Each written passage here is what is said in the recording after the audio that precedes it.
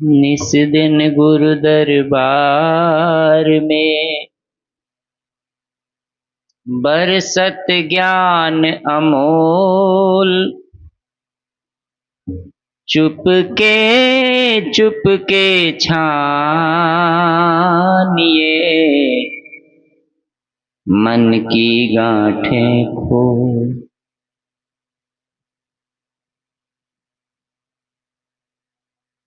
हे नाथ अब तो ऐसी दया हो, जीवन निरर्थक जाने न पाए। हे नाथ अब तो ऐसी दया हो, जीवन निरर्थक जाने न पाए। ये मन न जाने क्या क्या कराए, कुछ बन न पाया अपने बनाए। हे नाथ अब तो संसार में ही आसक्त रह कर दिन रात अपने मतलब की कह कर सुख के लिए लाखों दुख सह कर ये दिन अभी तक यूं ही बिताए। हे नाथ अब तू ऐसी दया हो, जीवन निरर्थक जाने न पाए। ये मन न जाने क्या क्या कराए, कुछ बन न पाया अपने बनाए।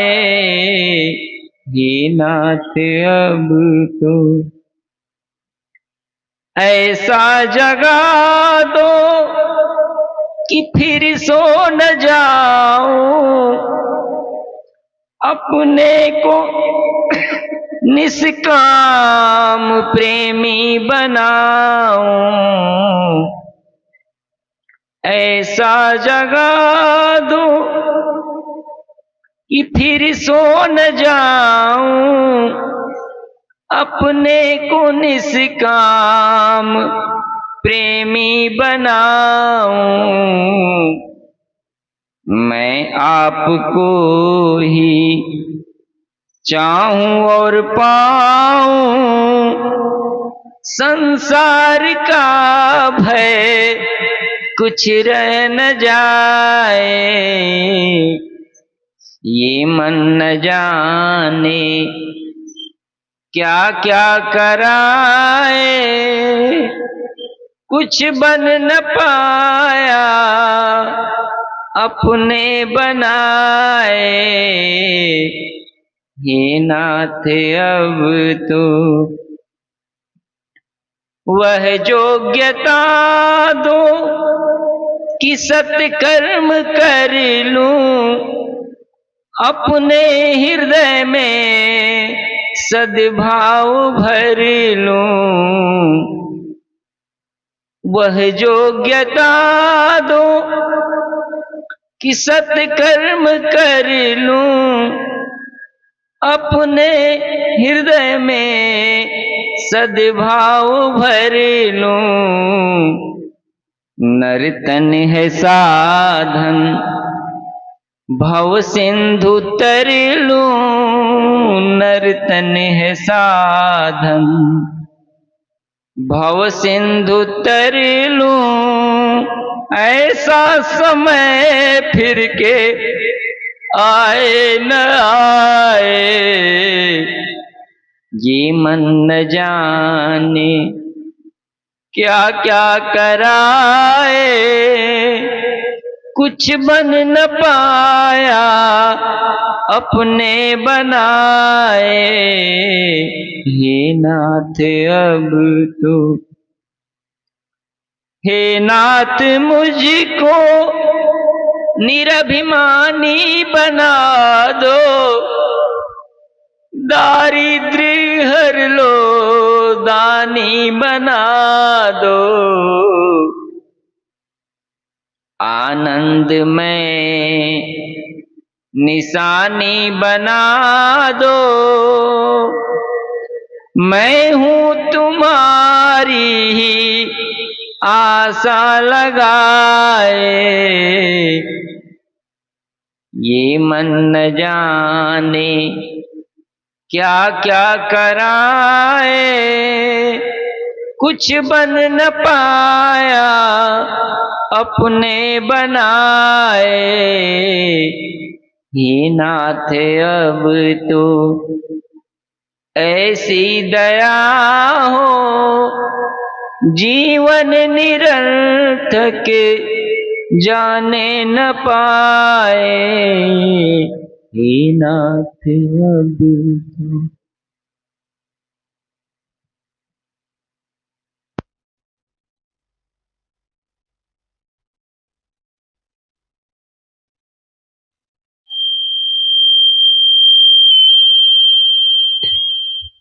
सतगुरु जैसा परम हितैषी कोई नहीं संसार में। सतगुरु जैसा परम हितैषी कोई नहीं संसार में। गुरु चरणों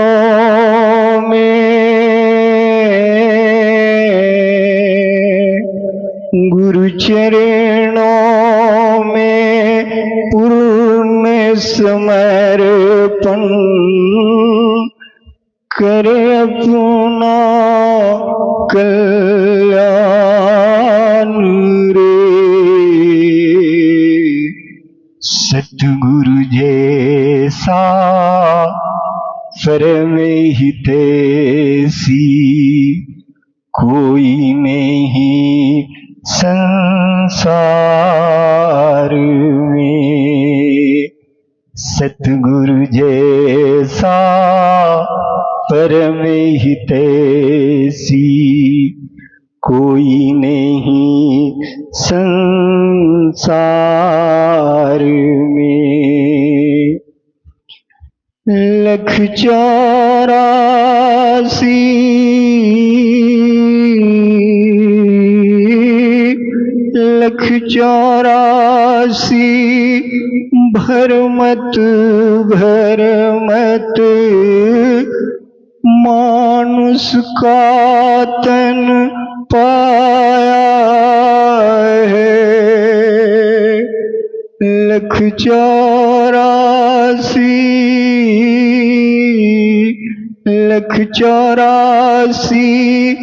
भरमत मानुष का तन पाया है। कर सत्संग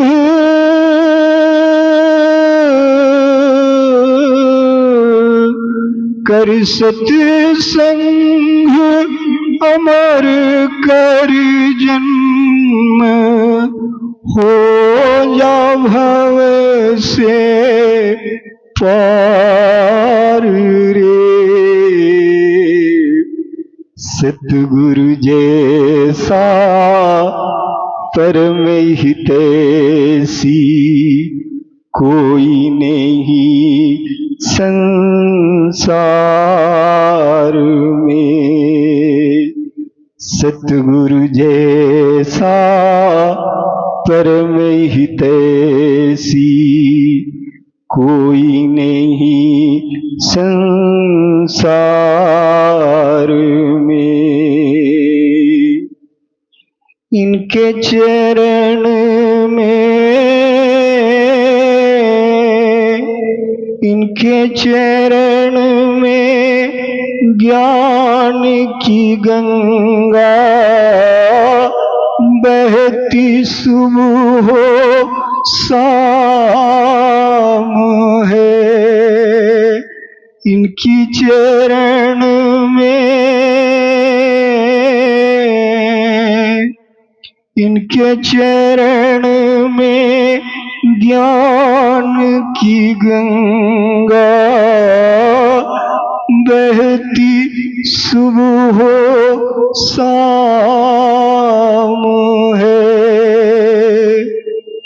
मुक्ति देने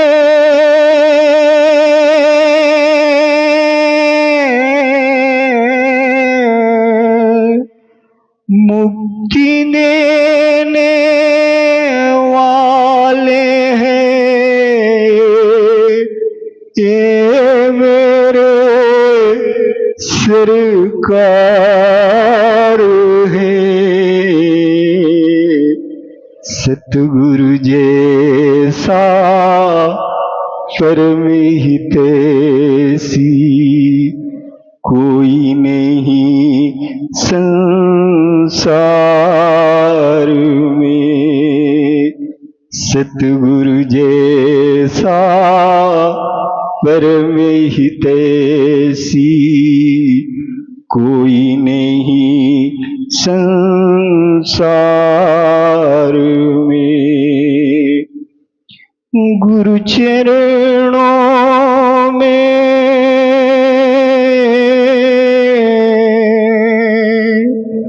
गुरु चरणों में पूर्ण समर्पण कर अपना कल्याण रे। सतगुरु जैसा परम हितैषी कोई नहीं संसार में। सतगुरु जैसा परम हितैषी कोई नहीं संसार में।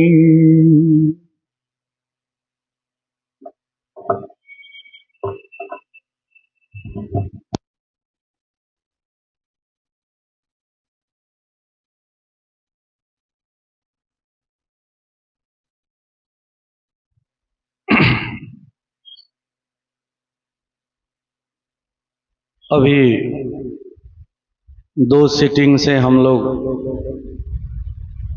बहुत सारी बातें सुने। आज इस अंतिम सीटिंग में हम चर्चा करेंगे कि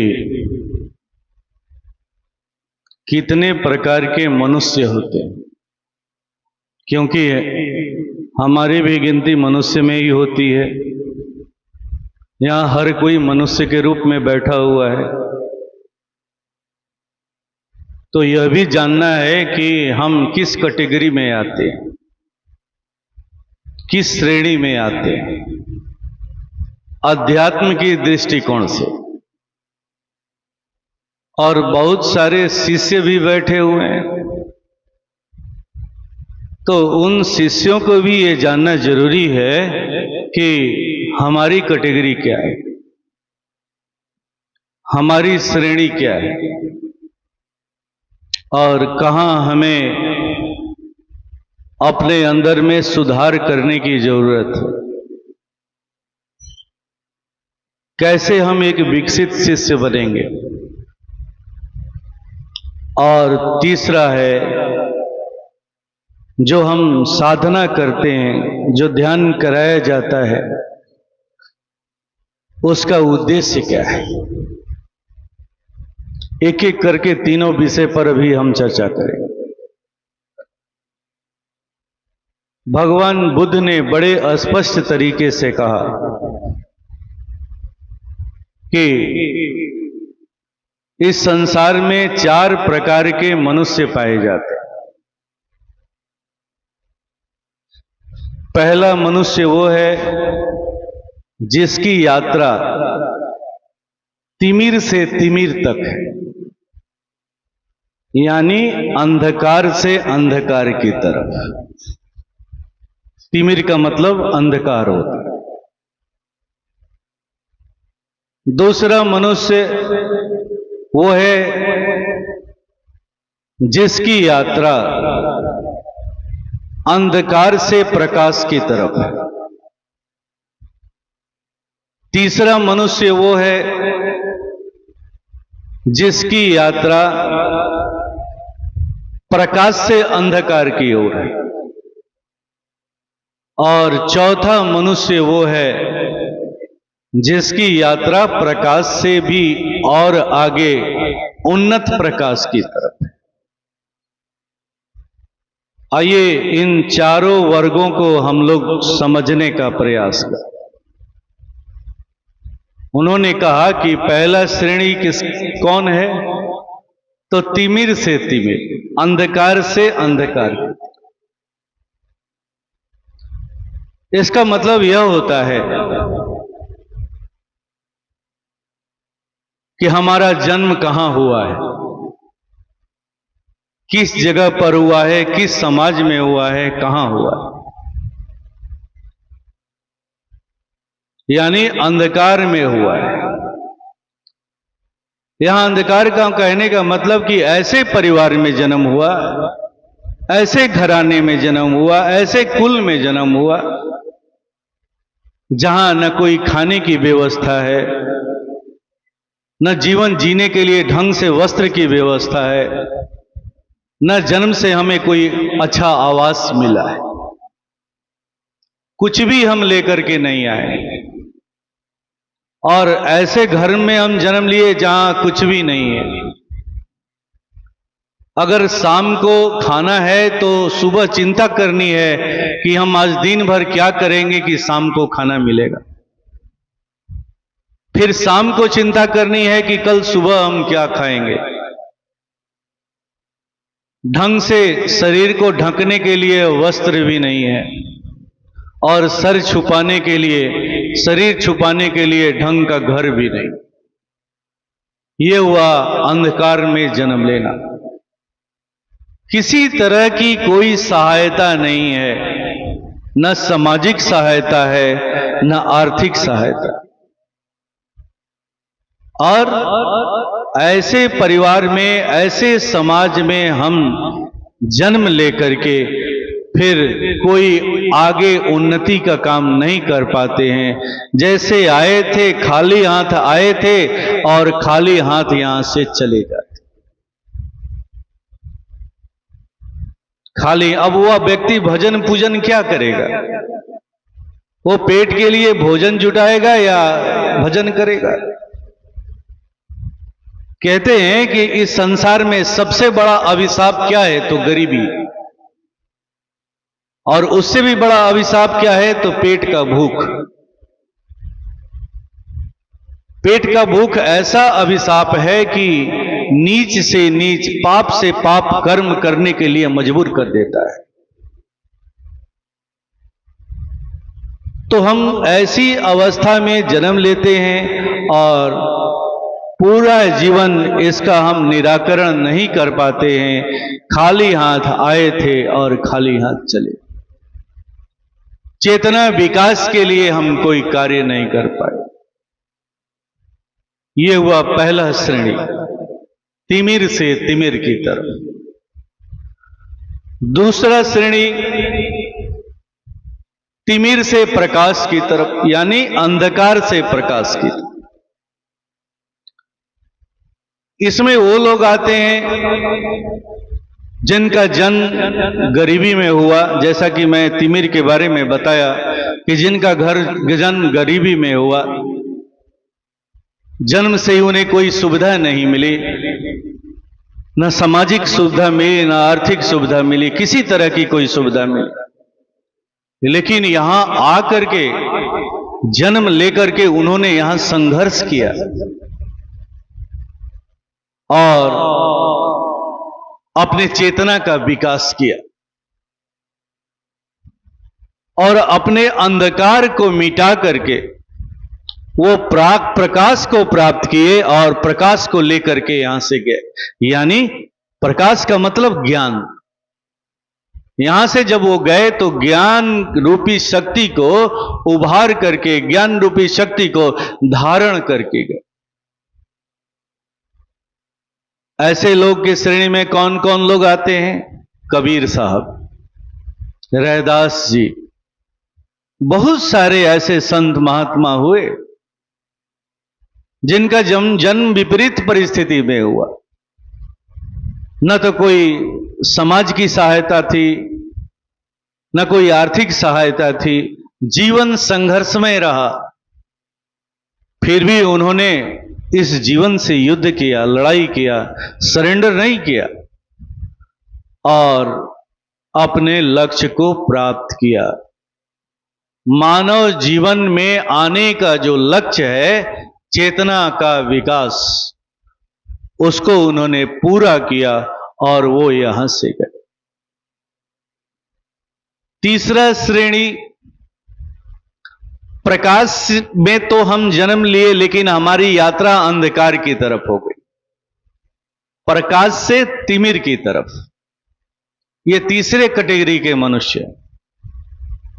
यानी जन्म हमें एक ऐसे परिवार में हुआ जहां जन्म से ही हमें सारी सुविधाएं प्राप्त हैं, आर्थिक, सामाजिक, यहां तक कि मानसिक सुविधाएं भी प्राप्त हैं। मनोबल जन्म से ऊंचा है, क्योंकि हम एक उच्च कुल में जन्म लिए हैं, उच्च जाति में जन्म लिए हैं, उच्च समाज में जन्म लिए हैं। घर में जन्म से ही संपन्नता है, किसी तरह की कोई आर्थिक गरीबी नहीं है। लेकिन इस अवसर को पा करके, ऐसे परिवार में जन्म लेकर के भी हम अपनी यात्रा को किस तरफ कर लेते हैं? तो अंधकार की तरफ, डार्कनेस की तरफ। सारी सुविधा मिली हुई थी, लेकिन हम केवल अपने जीवन को किस में बिताए? तो भोग और विलास में बिताए। बहुत कुछ लेकर के आए थे, लेकिन यहां से गए तो खाली हाथ गए, कंगाल बन करके गए, एक भिखारी बन करके यहां से। इसका सबसे सुंदर उदाहरण कौन सा है? तो रावण। रावण जन्म से किस कुल में जन्म लिया? तो ब्राह्मण कुल में जन्म लिया। पिता कैसा था? तो एक ऋषि का पुत्र था। लेकिन यहां करके वो आकर के जो कृत्य किया, ऐसा कृत्य करके गया, ऐसा कृत्य करके गया कि आज कोई अपने बच्चे का नाम भी रावण नहीं रखना चाहता। ब्राह्मण कुल में जन्म लेने वाला, ब्राह्मण परिवार में एक ऋषि का पुत्र होकर के भी उसका उपाधि क्या मिला? तो राक्षस की उपाधि।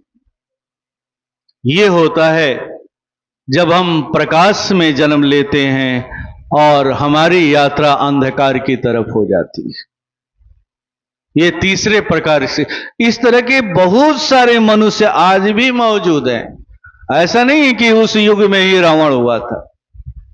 आज भी बहुत सारे रावण हैं, हिरण्यकश्यपु हैं, कंस हैं, दुर्योधन हैं। आज भी ये सारे उसी वर्ग में आते हैं। जन्म से हर कुछ उन्हें मिला है, उच्च कुल मिला, उच्च समाज मिला, संपन्नता मिली, राजघराना मिला, लेकिन वो क्या छाप समाज में छोड़ करके गए? तो आज ऐसा छाप छोड़ करके गए, न तो कोई अपने बच्चे का नाम दुर्योधन रखना चाहता है, न कोई कंस रखना चाहता है, न कोई रावण रखना चाहता। ये तीसरे प्रकार के मनुष्य, और ऐसे मनुष्य आज भी बहुत सारे लोग हैं इस वर्तमान समाज में। और चौथे प्रकार के मनुष्य होते हैं जो प्रकाश में जन्म लेते हैं और आगे और उन्नत प्रकाश को प्राप्त करके यहां से जाते हैं। यानी जन्म कहां हुआ? तो राजघराने में जन्म हुआ। जन्म से ही उच्च कुल मिला, उच्च समाज मिला, हर तरह की आर्थिक, सामाजिक, मानसिक हर तरह की संपन्नता मिली और उन्होंने इसका सदुपयोग किया। इस सुविधा का दुरुपयोग नहीं किया, सदुपयोग किया और सदुपयोग करके और उन्नत प्रकाश को और ज्ञान को बढ़ा करके, उन्नत ज्ञान को प्राप्त करके वो यहां से गए। ऐसे लोग कौन हैं?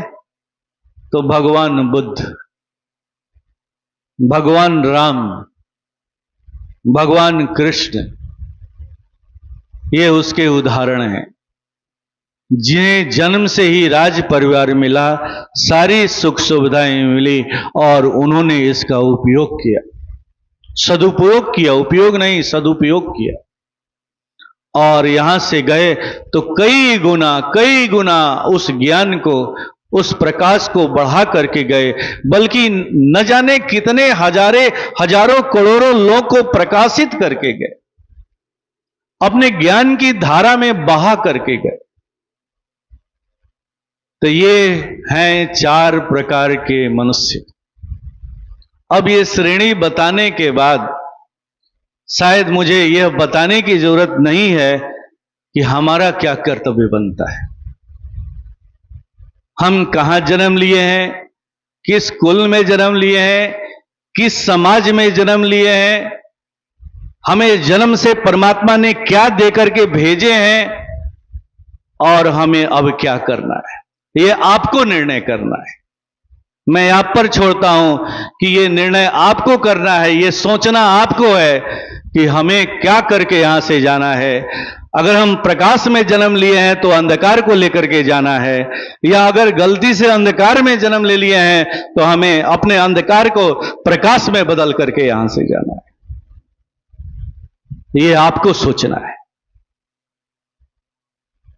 अब चलते हैं शिष्य की तरफ कि शिष्य भी कितने तरह के होते हैं, क्योंकि मनुष्य ही शिष्य बनता है। तो यह भी जानना है कि शिष्य कितने तरह के होते। पहला शिष्य पेट्रोल की तरह होता है। मैंने जो वर्गीकरण किया है वो भी अद्भुत ही वर्गीकरण किया है, कहीं आपको सुनने को नहीं मिलेगा, लेकिन जो गुण है, गुण के आधार पर मैंने इसका वर्गीकरण किया है। पहले कैटेगरी के शिष्य वो होते हैं जो पेट्रोल की तरह होते हैं। पेट्रोल का गुण क्या है? तो उसे अपने अंदर में अग्नि प्रज्वलित करने के लिए कोई जरूरी नहीं है कि उसे अग्नि के पास जाना पड़े। अगर अग्नि 10 किलोमीटर दूर भी है, 5 किलोमीटर दूर भी है, और वहां से उस अग्नि की एक चिंगारी भी अगर उड़ करके पेट्रोल के पास पहुंचती है तो पेट्रोल धधक उठता है, उसमें अग्नि प्रज्वलित हो जाती है, अग्नि प्रकट हो जाती है।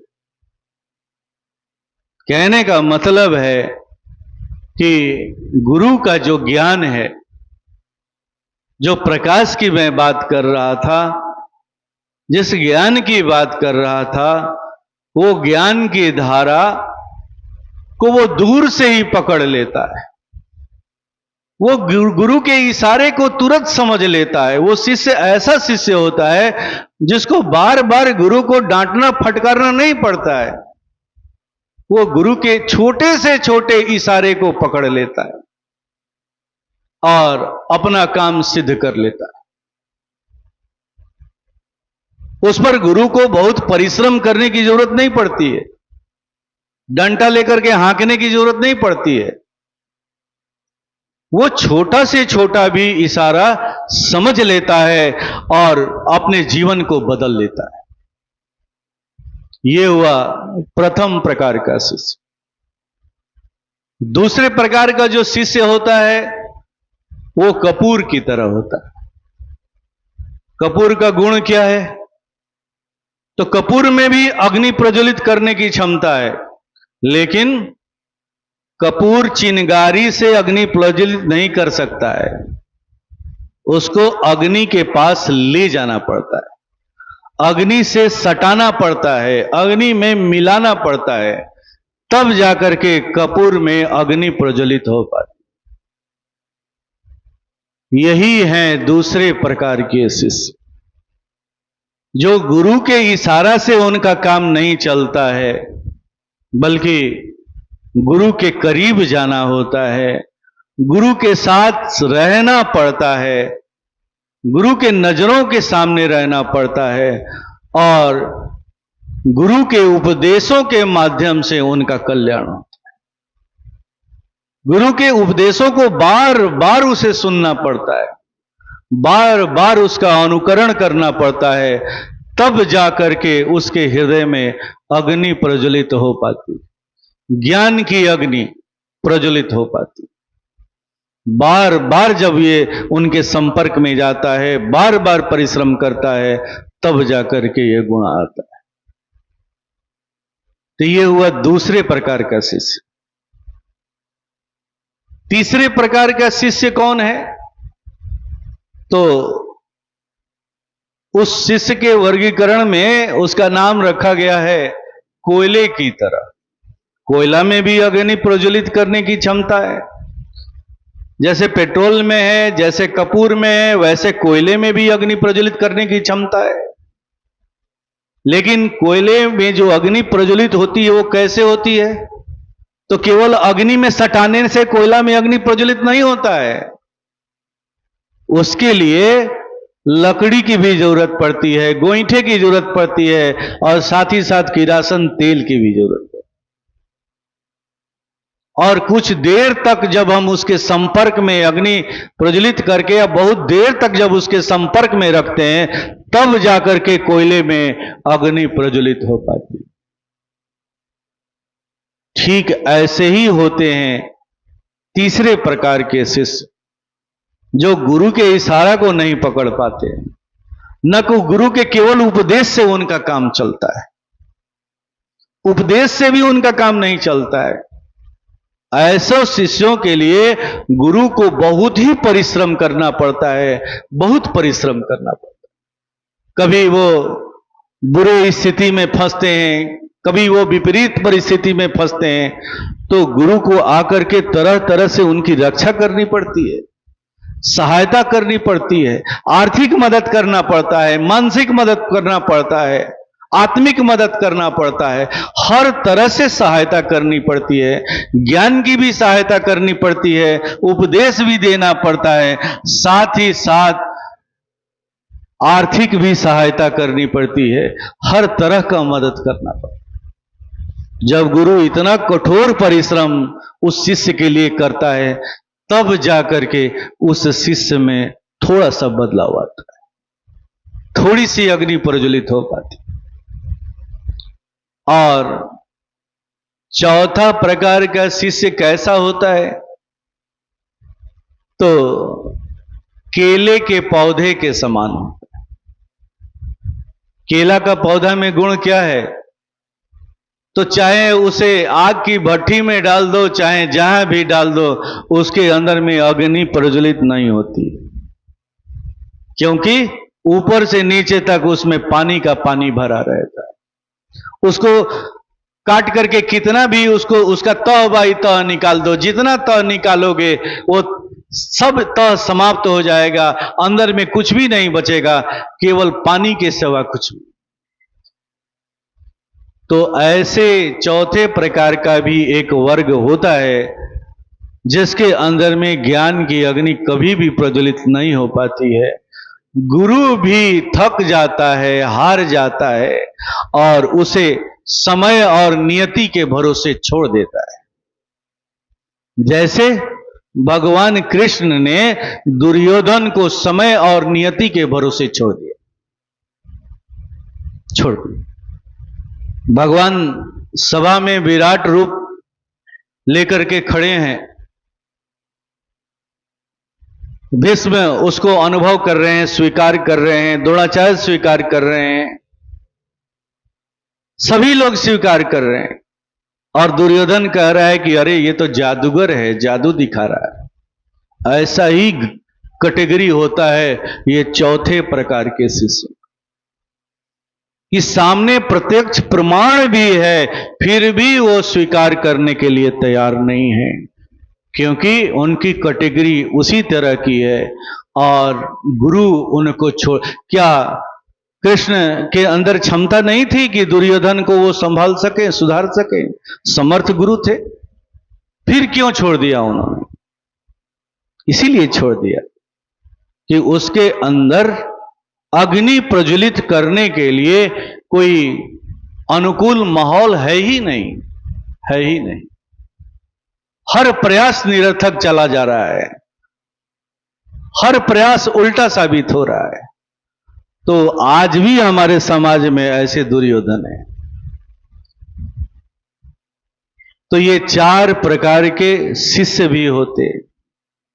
अब हमें यह सोचना है कि हमें कौन सा शिष्य बनना है, हमें किस वर्ग में जाना है, किस श्रेणी में जाना है। और अगर हम कोयले के समान वाले गुण हैं, गुण वाले शिष्य हैं, तो हमें कितना परिश्रम करना है कि हम कपूर की तरह शिष्य बन जाएं। अगर कपूर का गुण हमारे अंदर में है तो हमें और कितना परिश्रम करना है कि हम उस पेट्रोल की तरह बन जाएं, जो छोटा से छोटा चिंगारी, छोटा से छोटा अपने गुरु के इशारे को हम समझ सकें और अपने अंदर में उनके ज्ञान की अग्नि को प्रज्वलित कर सकें। यह हम पर निर्भर करता है, ये आप पर निर्भर करता है कि अब आपको क्या करना है। अब चलते हैं, जो साधना हमारे यहां कराई जाती है, जो ध्यान कराया जाता है, उसका उद्देश्य क्या है? तो ध्यान का उद्देश्य है एक साधक के द्वारा, एक शिष्य के द्वारा अपने आप को अपने गुरु में विसर्जित कर देना, अपने आप को ऐसा बनाना जहां हम अपने गुरु में विसर्जित हो जाए। जब तक हम अपने गुरु में विसर्जित नहीं होंगे तब तक हमारे अंदर में निर्मलता नहीं आएगी, निर्मलता नहीं आएगी। आपने नाला को देखा होगा, बहुत सारे नाला नदी में जाकर के गिरते हैं। जब नाले के रूप में रहते हैं तो उनके अंदर में कितना दुर्गंध रहता है, कितनी गंदगी रहती है। लेकिन वही नाला जब अपने आप को नदी में विसर्जित कर देता है और कुछ दूरी तक नदी के जल के साथ अपनी यात्रा को बरकरार रखता है, तो एक समय ऐसा आता है जहां पता ही नहीं चलता कि नाला नदी में मिला भी है। नाले के पानी का सारा दुर्गंध, सारी गंदगी समाप्त हो जाती है और वो पानी स्वच्छ दिखता है और बहुत से लोग उस पानी को ग्रहण करके अपने जीवन की रक्षा करते।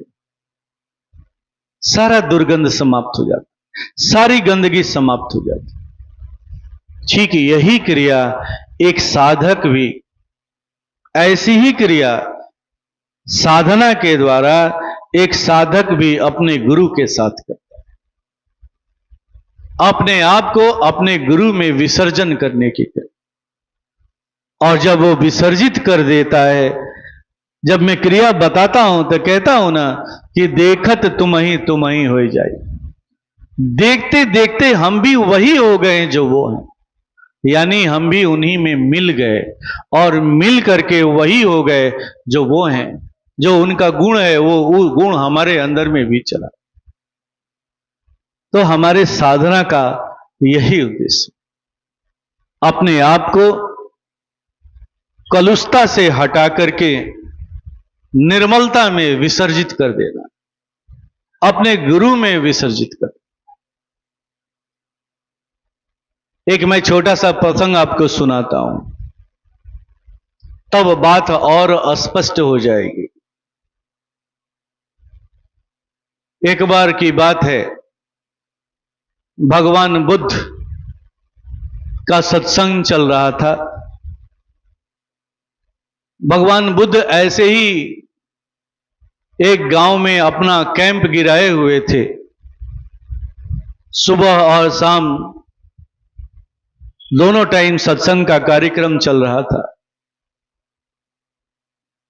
एक दिन एक व्यक्ति आया और कहा कि प्रभु, मैं रोज आपका सत्संग सुनता हूं, मैं अब आपसे जुड़ना चाहता हूं। मैं चाहता हूं कि आप मुझे दीक्षा दे दे, मुझे आप अपने आप से जोड़ दे। कहते हैं कि भगवान बुद्ध कुछ देर के लिए मौन हो गए और मौन होकर के उसका परीक्षण करने लगे कि इसकी पात्रता कैसी है, क्या इसके अंदर में वो पात्रता है जो मेरे धर्म बीज को ये धारण कर पाएगा, अपने अंदर में पुष्पित और पल्वित कर पाएगा। क्योंकि जो सद्गुरु होते हैं वो अपने आप से जोड़ने के पहले इसका निरीक्षण भी करते हैं और उन्हें ये लगा कि नहीं, ये मेरे धर्म बीज को धारण कर सकता है। तो उन्होंने कहा कि ठीक है बेटा, कल सुबह चले आना, मैं तुम्हें दीक्षा दूं। वो सुबह आया, भगवान बुद्ध ने उसे दीक्षा दिया और दीक्षा देने के बाद उसे केवल एक ही संदेश दिया, बहुत सारा संदेश नहीं दिया, बहुत सारी ज्ञान की बातें उन्होंने नहीं बताई। उन्होंने केवल यही कहा कि बेटा, मेरी दीक्षा तभी सफल होगी जब तुम अपने नाम और रूप को मिटा दो, क्योंकि यही वो चीज है जो तुमको अपने गुरु में विसर्जित नहीं करने देता है। तुम्हारी जो ये हस्ती है, तुम्हारा जो ये अहम है, यही तुम्हें विसर्जित नहीं करने देता है, मिलने नहीं देता है। यही सबसे बड़ा बाधक है। तो तुम्हें कुछ करना नहीं है, अपने नाम के आवरण को और अपने रूप के आवरण को, इस दोनों आवरण को जिस दिन मिटा दोगे, उस दिन तुम्हारे अंदर में वो योग्यता आ जाएगी, वो पात्रता आ जाएगी जहां मेरी दीक्षा सफल हो जाए। कहते हैं कि उस शिष्य ने केवल बुद्ध के इसी संदेश को पकड़ा और अपने कार्य में लग गया, आश्रम में रहने लगा।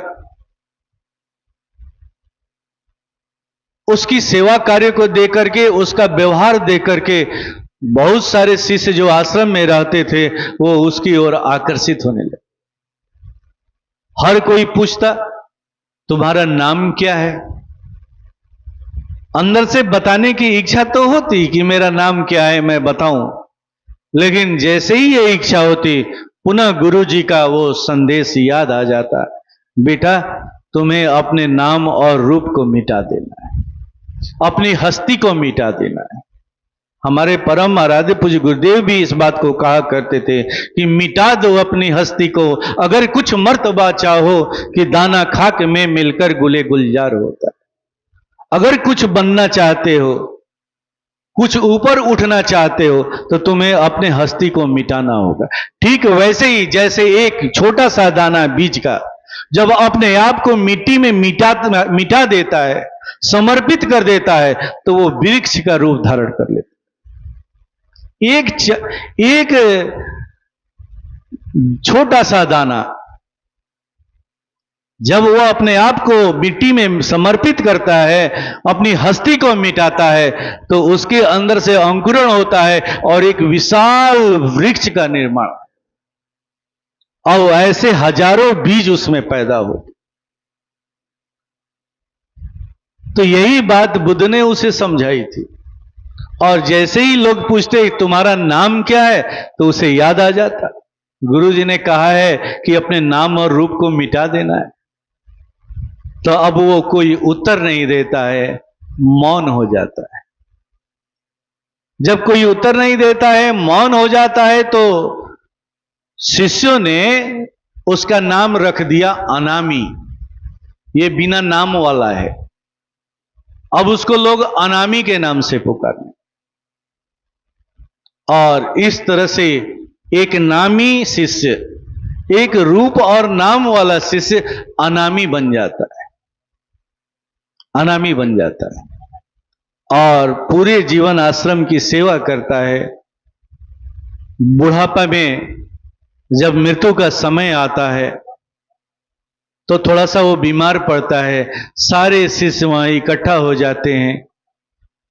सभी यही पूछते हैं उससे कि अच्छा यह बताइए कि पूरा जीवन आपने आश्रम की सेवा की, सत्संग किया, लेकिन अनामी बन करके किया, इसका क्या अनुभूति आपको है, क्या अनुभव हुआ?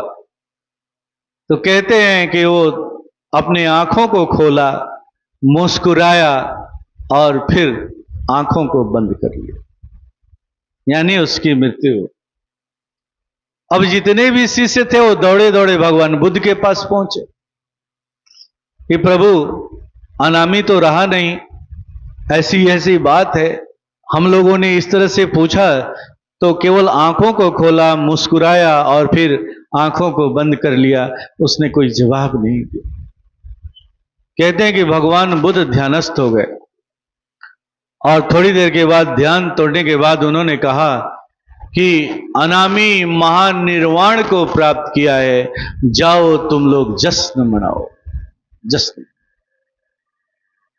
तो ये है जब एक शिष्य अपने गुरु की बातों में, गुरु के आदेश में, या गुरु के द्वारा दी गई क्रिया में, प्रणाली में अपने आप को जब विसर्जित करता है, तो वो महानिर्वाण को प्राप्त होता है, महानिर्वाण को,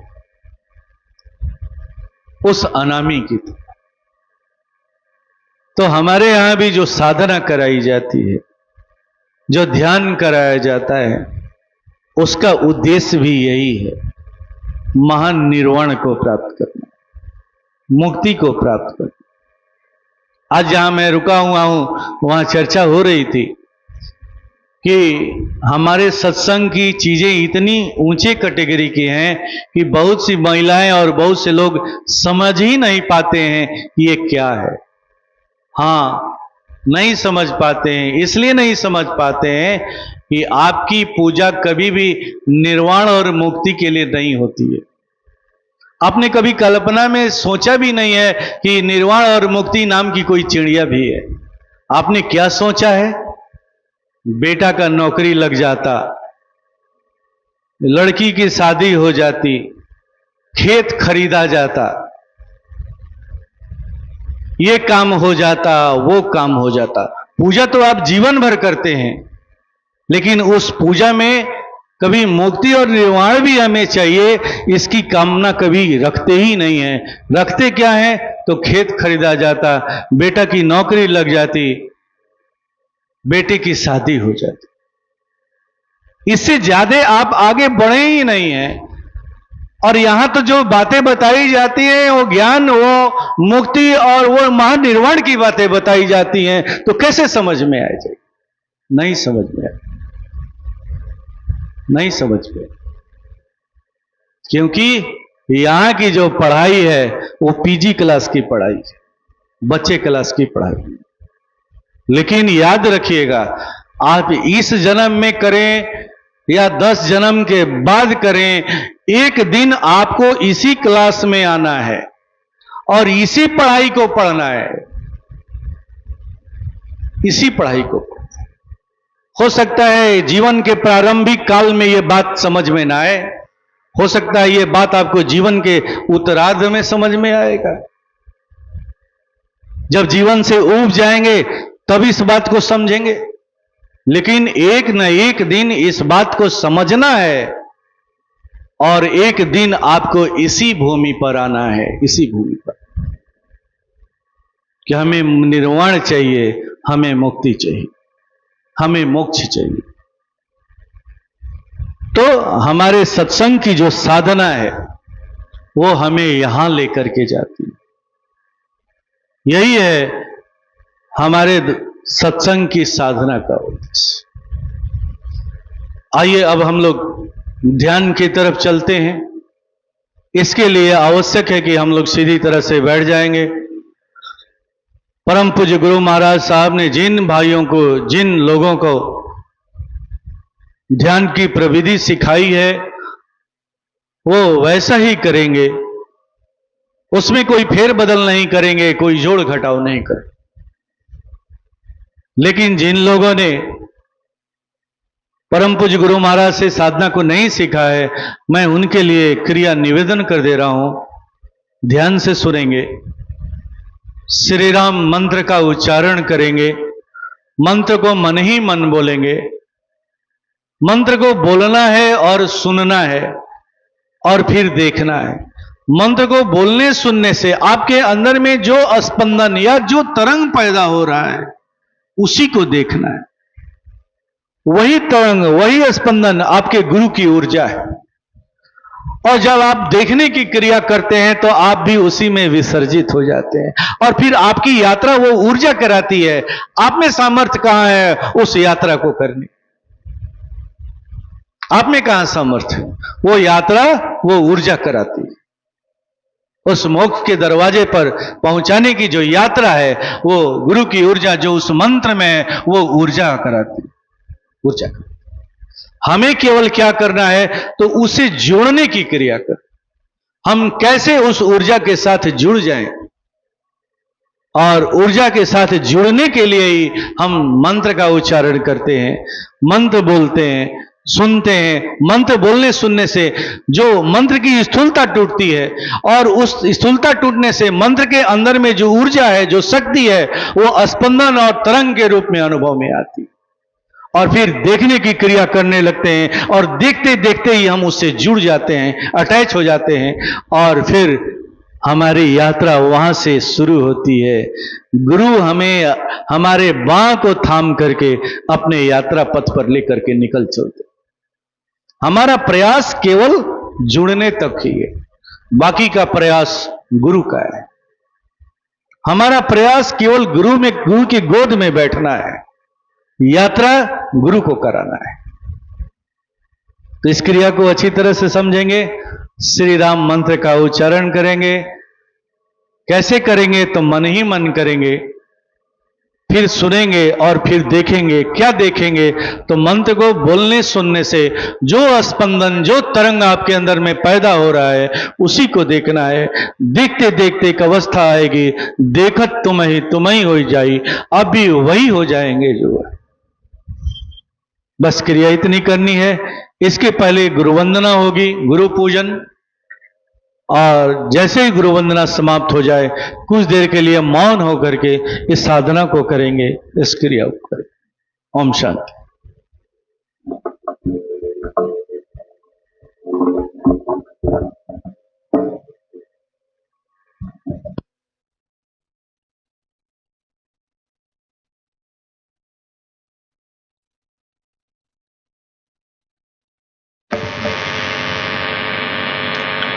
शरण में आए हम तुम्हारे, दया करो हे दयालु भगवान। शरण में आए हम तुम्हारे, दया करो हे दयालु भगवान।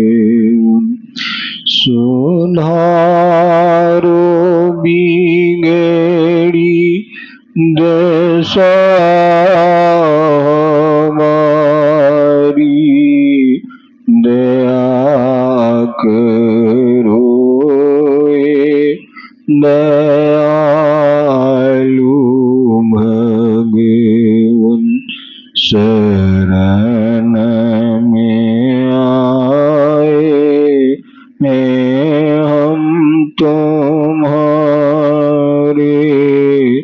दया करो हे दयालु भगवान। नाम में बल है, नाम में शक्ति, नाम में साधन, नाम में भक्ति। नाम में बल है, नाम में शक्ति, नाम में साधन, नाम में भक्ति। तुम्हारे दर के हैं हम भिखारी, दया करो हे दयालु भगवान। शरण में आए हैं हम तुम्हारे, दया करो हे दयालु भगवान। जो तुम पीता हो तो मैं हूँ बालक, जो तुम हो स्वामी तो मैं हूँ सेवक। जो तुम पीता हो तो मैं हूँ बालक, जो तुम हो स्वामी तो मैं हूँ सेवक। जो तुम हो ठाकुर तो मैं पुजारी, दया करो हे दयालु भगवान।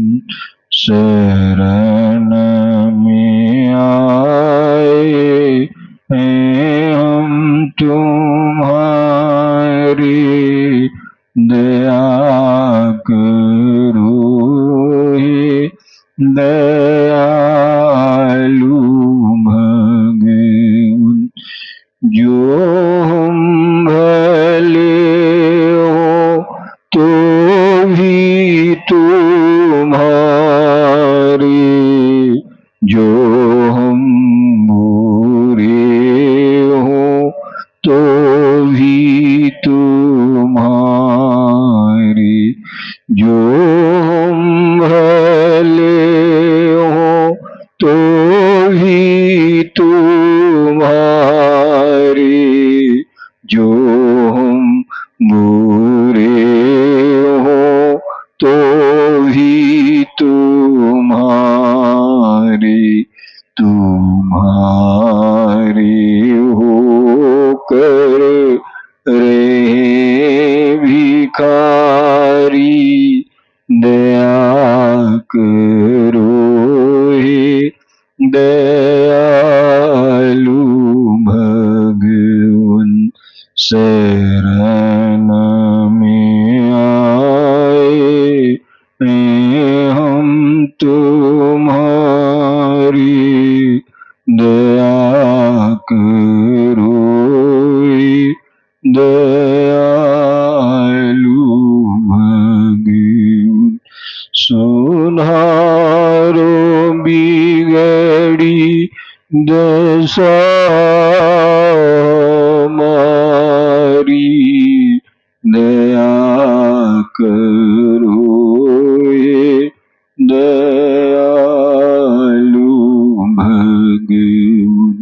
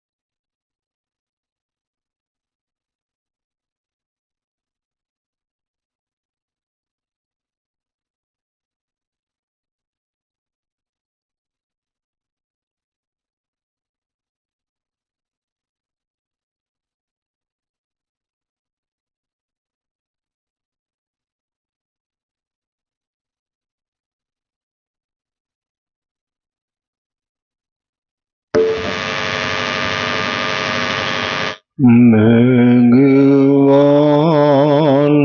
मेरी साधना सफल होने दो गुरु निज चरण की आराधना सफल होने दो गुरु निज चरण की आराधना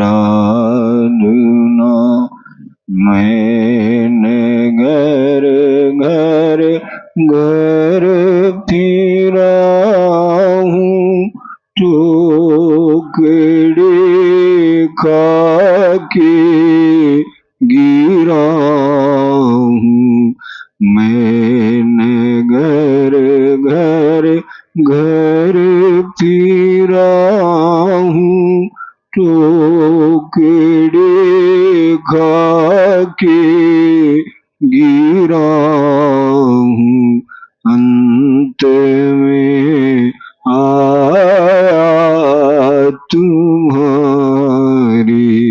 पास में निर्धन बना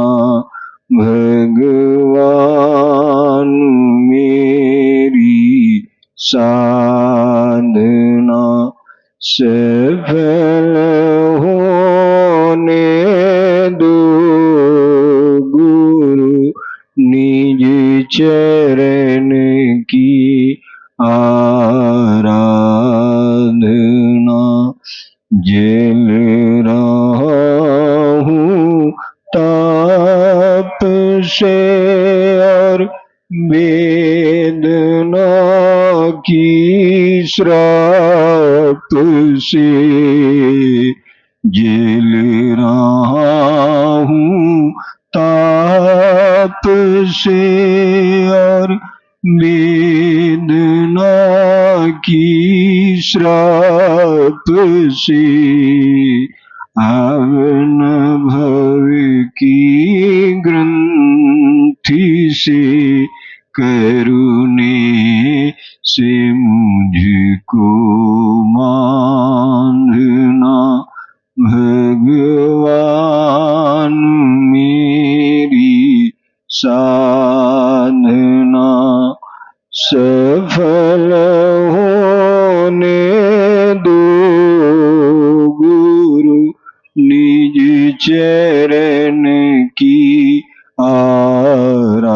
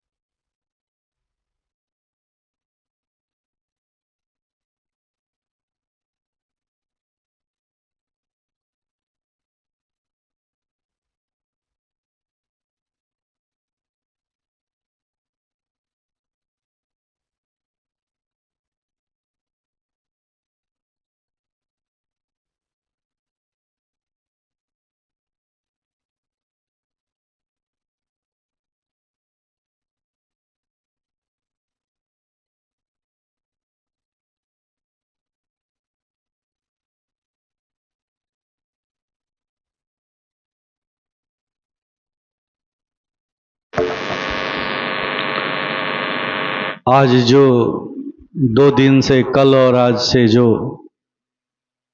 यहाँ पर सत्संग का आयोजन हो रहा था,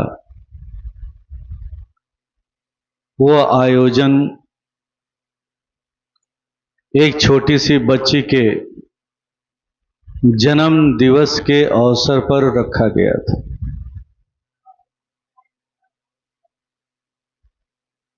तो आइए थोड़ा सा आज हम लोग चर्चा यह भी करते हैं, जन्मदिन क्यों मनाते हैं। जन्मदिन मनाने का आध्यात्मिक रहस्य क्या है। अगर किसी साधक को जन्मदिन मनाना हो तो वो क्या करे।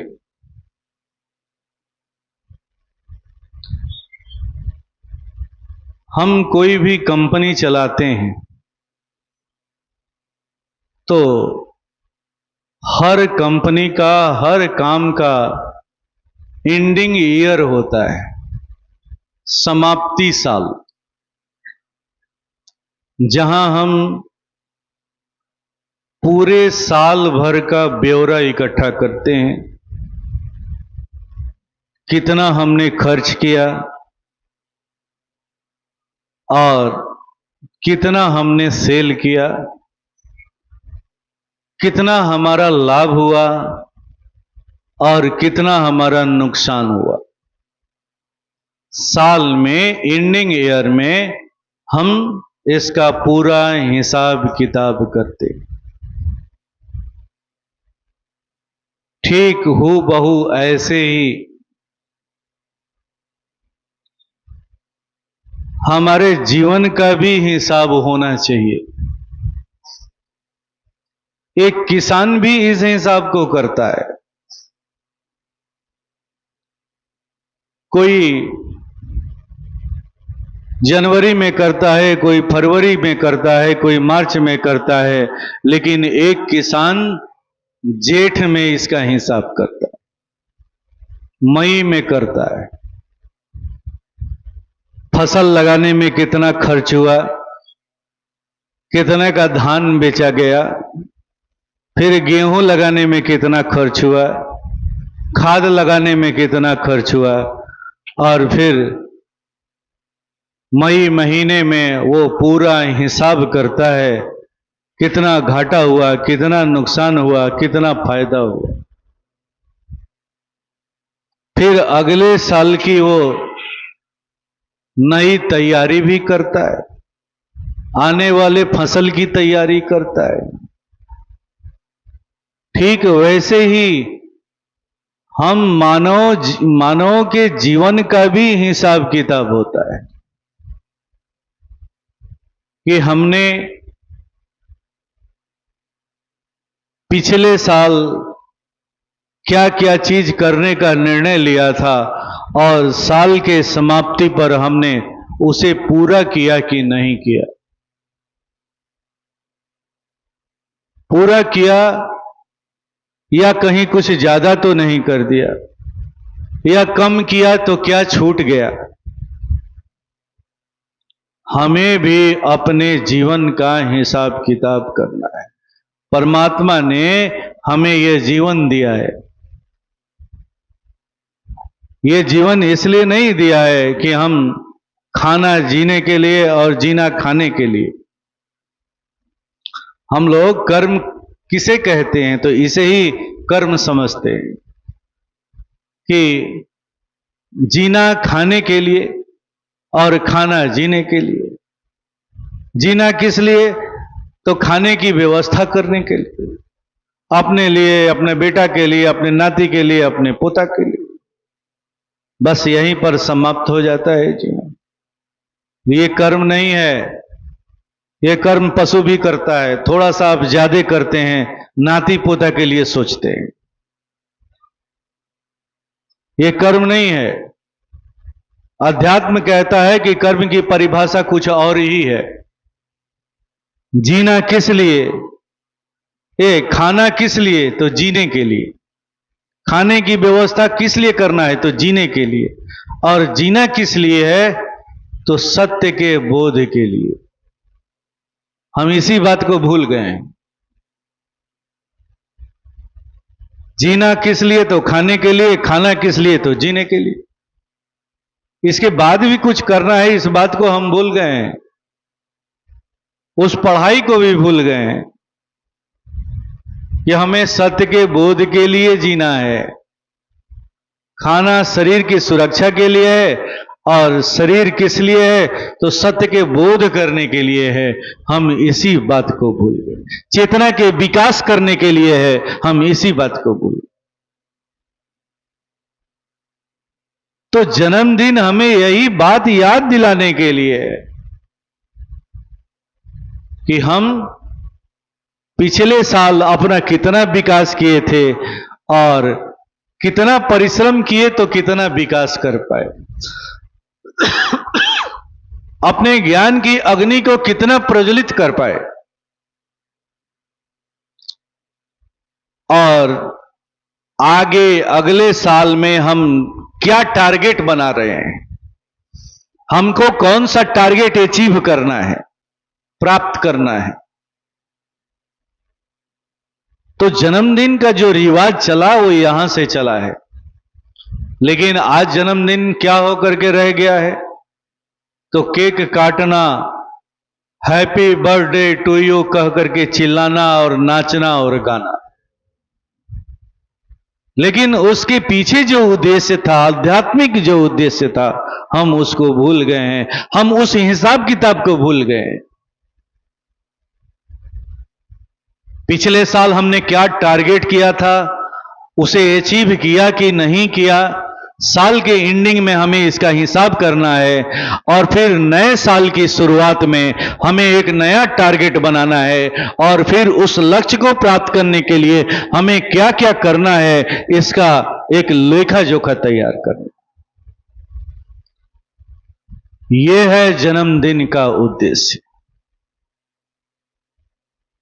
तो आज हम लोग ऐसे ही अवसर पर इस सत्संग का आयोजन यहां रखा गया है। अब प्रश्न उठता है कि ये बड़े लोगों के लिए है कि बड़े लोग अपना टारगेट निर्धारित कर सकते हैं कि हमें इस टारगेट पर पहुंचना है, 1 साल के बाद अगला जन्मदिन आते आते हमको ये टारगेट प्राप्त कर लेना है।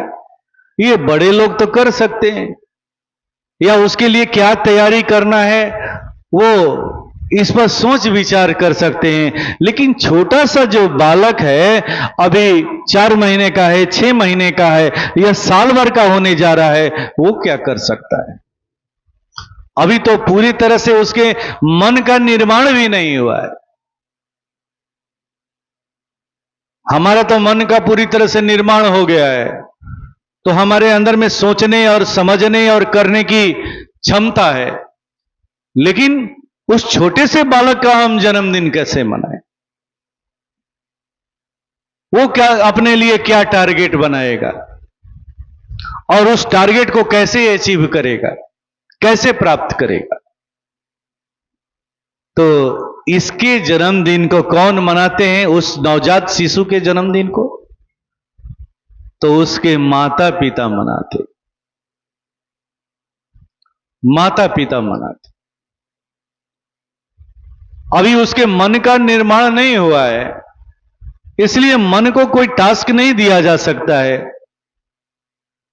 तो ऐसी हालत में जब बच्चा 1 साल का होता है, तो जो पहला जन्मदिन मनाया जाता है, तो उसके माता पिता को क्या करना चाहिए? तो उसके कान में एक मंत्र डालना चाहिए, सदा स्वस्थ रहो। यही मंत्र है उसका, सदा स्वस्थ रहो। यही मंत्र डाला जाना चाहिए। ठीक है कि उसका मन का निर्माण पूरी तरह से नहीं हुआ है, लेकिन उसके अंदर में उसका अवचेतन मन है जो इसको रिसीव करता है, और जैसे ही कान में ये शब्द डालते हैं उसका एक्शन उसके अंदर में चालू हो जाता है, वो क्रियावान हो जाता है, अवचेतन मन उसको पकड़ लेता है और फिर वो घटना उसके अंदर में घटने लगती है, वो क्रिया होने लगती है, वो क्रिया चलने लगती है।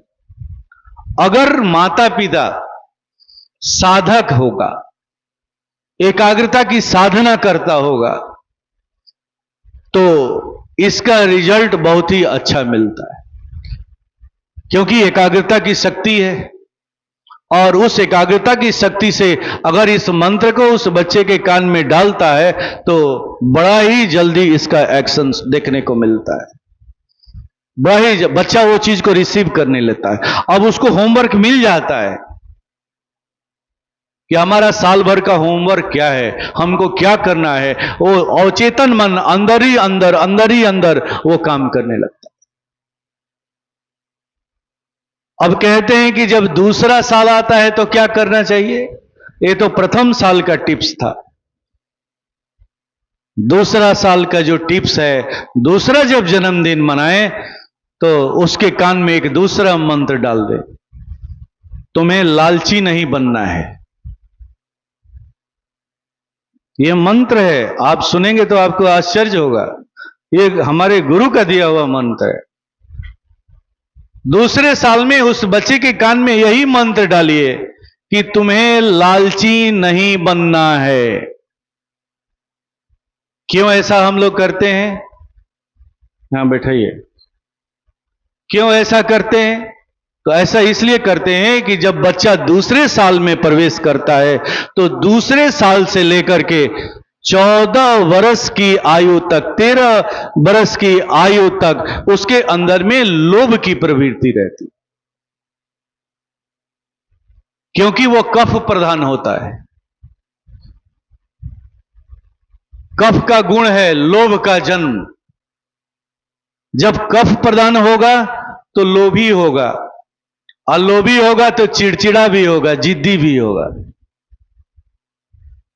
ये 12 से 13-14 वर्ष के अवस्था तक ये अवस्था रहती है, बच्चा कफ प्रधान होता है। तो उस समय पहला टारगेट उसको ये दिया जाना चाहिए कि तुम्हें लोभी नहीं बनना है, लालची नहीं बनना है। देखे होंगे जो छोटा बच्चा होता है वो बहुत लालची होता है, किसी भी चीज के लिए, किसी भी चीज के लिए वो लालच करता है, नहीं हमें चाहिए, नहीं दीजिएगा तो जिद करता है। ये उसका स्वभाव है, क्योंकि वो कफ प्रधान है और कफ प्रधान का गुण है लालची होना, जिद्दी होना। तो हमारे परम आराध्य पूज्य गुरुदेव कहते हैं कि ये दूसरा टास्क दूसरे साल में ये दिया जाना चाहिए कि तुम्हें लालची नहीं होना है। पहला टास्क तुम्हें स्वस्थ रहना है, पहले साल का टास्क, उसको टारगेट दी जाए। दूसरे साल का जो टास्क है कि तुम्हें लालची नहीं होना। फिर आगे जब उसके पूरी तरह से मन का निर्माण जब हो जाएगा तो फिर अब वो अपना टास्क खुद करने लगेगा, अपना लक्ष्य निर्धारित खुद करने लगेगा और उस टास्क को पूरा खुद वो बनाने लगेगा, होमवर्क खुद करने लगे। तो पहला टास्क किसके द्वारा मिलना चाहिए? तो उसके माता पिता के द्वारा ही मिलना चाहिए। अगर घर में कोई श्रेष्ठ पुरुष है, मां है, कोई गुरु है, तो अगर वो दे दे तो और अच्छी बात है, और अच्छी बात। तो जो जन्मदिन मनाते हैं उसका यही उद्देश्य है कि हर साल हमें एक नया टास्क लेना है और पूरे साल उस पर परिश्रम करना है और साल अंत आते आते हमें हिसाब किताब जोड़ना है कि उस टारगेट को हमने अचीव किया है कि नहीं किया, कहां कमी रह गई, कहां कमी रह। अगर कमी रह गई तो अगले टारगेट में हम उसको पूरा करें। ये है, यहां से जन्मदिन की परंपरा चली है। हर साल अपने घाटा और नाफा का हिसाब करना, नए साल में प्रवेश करना, नए साल में एक टारगेट बनाना और फिर उस टारगेट के लिए परिश्रम करना। ठीक वैसे ही साधकों के जीवन में भी ये टारगेट हर साल होना चाहिए कि हम अपनी यात्रा में कितना आगे बढ़ पाए हैं, फिर अगले साल का हमारा टारगेट क्या होगा और उस टारगेट को पूरा करने के लिए हमें कितना परिश्रम करना होगा, कितना मेहनत करना होगा, कितनी साधना करनी पड़ेगी, ताकि हमारे अंदर में ज्ञान की अग्नि और प्रज्वलित हो सके और विकसित हो सके। तो आज एक ऐसे ही बच्चे के जन्मदिन दिवस के अवसर पर हम लोग उपस्थित हुए हैं। पहले हम लोग कुछ नैवेद्य सामग्रियां रखी हुई हैं, उसे अपने प्रभु को अर्पित करें, फिर आगे का कार्यक्रम हम लोग करेंगे। हे प्रभु, आपके समक्ष हम लोग कुछ नैवेद्य सामग्री लेकर के उपस्थित हैं। आप इसे स्वीकार करें तथा हम सबों पर दया करें। प्रभु कृपा करें, ताकि आपने जो मार्ग दिया है, जो रास्ता दिया है प्रभु, उस पर हम अनवरत चलते रहें, कभी न रुकें, कभी न ठहरें, तब तक चलते रहें जब तक अपने लक्ष्य को प्राप्त न करें। आइए इसी भाव के साथ इस नैवेद्य को अपने परम आराध्य प्रभु को अर्पित करें।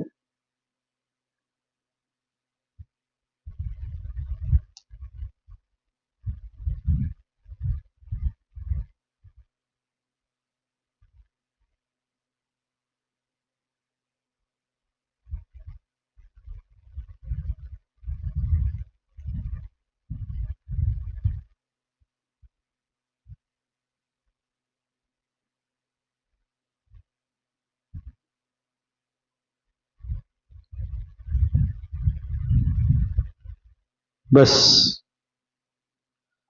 त्वमेव माता च पिता त्वमेव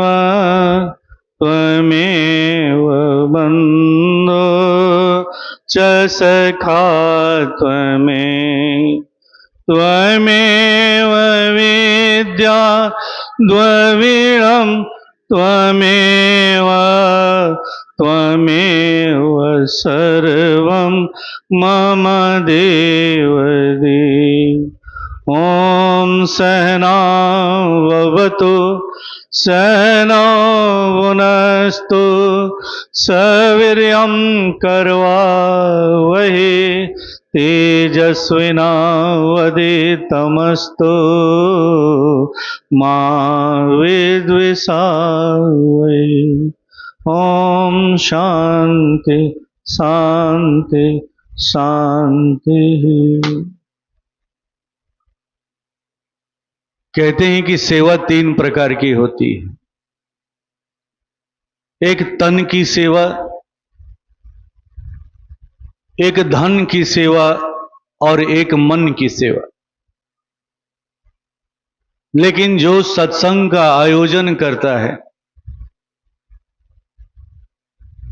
वो तन भी लगाता है, मन भी लगाता है और अपना धन भी लगाता है। तीनों चीजों से वो अपनी सेवा देता है। और सबसे बड़ी, सबसे ऊंची, सबसे श्रेष्ठ सेवा क्या है जानते हैं? तो मानव चेतना के विकास के लिए काम करना, उसके लिए आयोजन करना, यह सबसे बड़ी सेवा है। इससे कोई बड़ी सेवा नहीं होती। सबसे बड़ी सेवा, अगर आपके परिश्रम से एक व्यक्ति का भी अगर चेतना विकास हो गया, उसकी चेतना जग गई, उसकी मानवता उसे प्राप्त हो गई, तो आप जान लीजिए कि आपका मानव जीवन सार्थक हो जाता है। केवल एक व्यक्ति के भी आप चेतना को जगाने में सफल हो गए तो आपका मानव जीवन सार्थक हो जाता है। आपका मानव जीवन जब्त नहीं होने वाला, कुड़की माल जब्ती नहीं होने वाली। कहते हैं कि चेतना विकास का काम करना सबसे श्रेष्ठ काम है, सबसे श्रेष्ठ सेवा है। तो आज श्री श्याम बिहारी सिंह जी के परिवार के सारे सदस्यों ने मिल करके और उनके साथ में उनके आस पड़ोस रहने वाले जो परिवार हैं वो लोगों की सहायता से, कुछ बाहर से आए हुए सत्संगी भाइयों की सहायता से इस कार्यक्रम का आयोजन किया गया। तो मैं चाहूंगा कि आप लोगों के लिए भी अपने परम आराध्य से प्रार्थना करें कि हे प्रभु, आप इन पर भी अपनी दया, अपनी कृपा हमेशा बनाए रखना, ताकि ये अपने कर्तव्य को निभाते रहें और इनके जीवन में हमेशा खुशहाली आते रहे। परमात्मा किसी चीज की कमी ना करे, इनके लिए भी हम लोग प्रार्थना करें।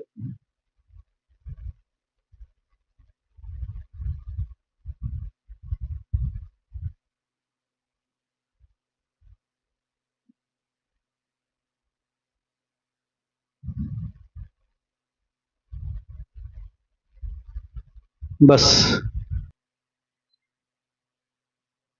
तेरे दामने करम का, तेरे दामने करम का, जिसे मिल गया सहारा, हर एक मौजे तूफान, हर एक मौजे तूफान, खुद बन गई किनारा, तेरे दामने करम का, तेरे दामने करम का, जिसे मिल गया सहारा, हर एक मौजे तूफान। ये अदाए दिल नवाजी कोई मेरे दिल से पूछे, ये अदाए दिल नवाजी कोई मेरे दिल से पूछे, वही आ गए मदद को, वही आ गए मदद को। मैंने जिस जगह पुकारा, हर एक मौजे तूफान, खुद बन गई किनारा, तेरे दामने करम का। मेरी लाज रखने वाले, मेरे नाज सहने वाले, मेरी लाज रखने वाले, मेरे नाज सहने वाले, तेरा गम है दर हकीकत, तेरा गम है दर हकीकत, मुझे जिंदगी से प्यारा, हर एक मौजे तूफान, खुद बन गई किनारा तेरे दामने करम का। मेरी जानो दिल के मालिक यही मेरी आरज़ू है। मेरे जानो दिल के मालिक यही मेरी आरज़ू है। तेरा जलवा रूबरू हो, तेरा जलवा रूबरू हो, मैं किया करूं नजारा तेरे दामने करम का। जिसे मिल गया सहारा हर एक मौजे तूफान, खुद बन गई किनारा तेरे दामने करम का। मेरे पीर की हिमायत मेरे साथ है तो बस है। मेरे पीर की हिमायत मेरे साथ है तो बस है। मेरी ठोकरों में मंजिल, मेरी ठोकरों में मंजिल, मेरा हर भंवर किनारा तेरे दामने करम का। जिसे मिल गया सहारा हर एक मौजे तूफान, खुद बन गई किनारा तेरे दामने करम का।